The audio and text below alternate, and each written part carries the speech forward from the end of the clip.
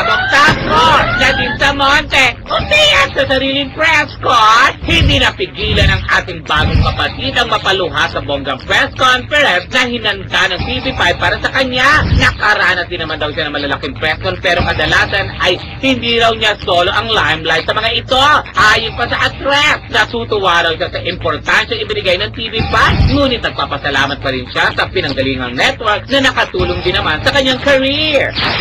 Yan, napaluha si Nadine dahil sa importansya ibinibigay sa kanya ng In fairness, dito naman totoo. talaga siya natutukan ng attention. At pinake-over talaga siya ng Yes, tapos the sisters, dual role, diba?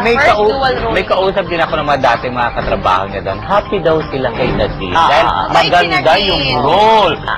Dual role agad. Kasi after nung Super Twins yata, hindi na siya nakapag-lead ulit. At ngayon, parang doble yung bigat ng role na bibigay Yung sa kanya dahil dalawang may, role. may Ilang araw sila nagsistay sa Batangas, ano, hindi sila public. At si James Blanco, ang kanyang leading man dito. So mag-uumpisa na ito sa Lunes, kaya alam mo Yes. lulungkot naman tayo dahil Ay, magbababay. hindi. Masaya Meron tayo. naman kasunod to, ito ba naman Pero mababayaan? parang hindi na sinabayan ng Nadine. paglupa. Kawawa, ano kakaawa ka naman, lagi ka nakatikit Di ba sa sa mamaya po, katangkala. ang finale ng babaeng Ay! kapatid, makabangan niya. At sa Monday, Ay, ang nako. The Sisters, directed by Abangan. Director. Okay, ayan, After ayun. Bangis. And of course, mga ka-present, ito